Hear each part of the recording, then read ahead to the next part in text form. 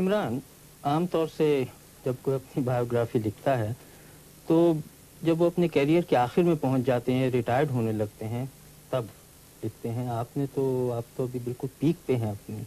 आपने ये कैसे सोचा? देखें जी, तेज़ बॉलर की जो पीक होती है वो ज़्यादा देर तक तो नहीं रहती, और हो सकता है कि मैं रिटायर होने वाला हूँ। इसमें कोई तेज़ बॉलर के लिए जिस तरह की मुझे इंजरी हुई है, हो सकता है कि ये ठीक ना हो पूरी तरह। और मैंने ये भी देखा है कि इस किताब में आपने अपने बारे में कुछ कम लिखा है, लेकिन जो आप क्रिकेट खेलते रहे हैं उसका जिक्र बहुत है। किताब में ज़्यादा मेरी कोशिश यही रही है कि जो मेरे एक्सपीरियंसेस हुए क्रिकेट में और जो मेरे ख़यालात हैं दूसरे प्लेयर्स के मुतालिक और जिस तरह पाकिस्तान में क्रिकेट खेली जाती है, कोशिश यही रही है कि उसके ऊपर ज़्यादा लिखूं।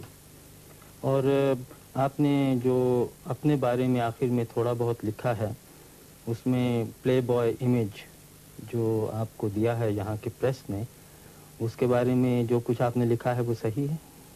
बिल्कुल जी, मैंने अपने आप को हमेशा एक क्रिकेटर समझा है और कभी ऐसा नहीं महसूस किया कि मैं कोई प्ले बॉय हूँ या जिस तरह भी कि नाइट क्लब्स में सारी रात गुजारता हूँ। ना मैं शराब ना सिगरेट तो पीता नहीं हूँ, और अपने आप को हमेशा एक बहुत हार्ड वर्किंग कह लें क्रिकेटर समझा है। और आपने दुनिया भर में क्रिकेट खेली है, वेस्ट इंडीज़, हिंदुस्तान, पाकिस्तान, जहाँ आपने दूसरे मुल्कों में क्या रवैया देखा अपनी तरफ और क्रिकेट की तरफ? सबसे ज़्यादा जो क्रिकेट मैंने एंजॉय की दुनिया में वो ऑस्ट्रेलिया में। वो इसलिए कि वहाँ जो प्लेइंग कंडीशंस कहते हैं, जो जिस तरह की वहाँ पिचेस हैं, ग्राउंड्स, क्राउड, सबसे ज़्यादा क्रिकेट के लिए अच्छी कंडीशंस मैंने ऑस्ट्रेलिया में देखी। इंडिया में जो हमारी एक सीरीज़ हुई थी वो मुझे बहुत पसंद आई। वहाँ का जो क्राउड का रवैया था और जिस तरह की वहाँ स्टेडियम्स और जिस तरह की वहाँ क्रिकेट को सपोर्ट दी जाती है। और इंग्लिस्तान में यहाँ भी क्रिकेट ठीक है।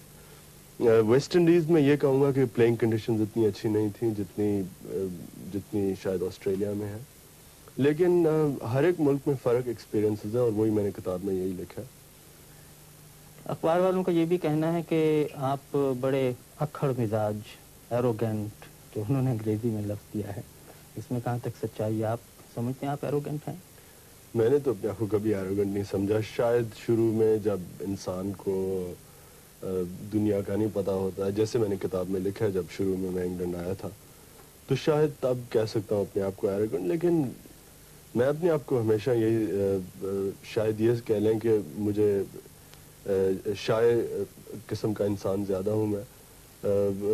ज़्यादा क्राउड के अंदर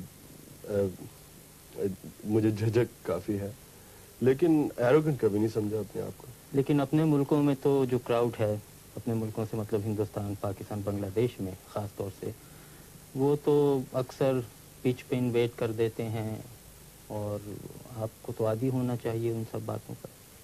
नहीं जी, ये एक चीज़ के ऊपर जो ये कह लें कि मैं इसे पॉइंट ऑफ प्रिंसिपल समझता हूँ कि जब लोग मैच डिसरप्ट करते हैं या पिच के ऊपर भाग आते हैं मेरे ख्याल में इस चीज़ को प्लेयर्स का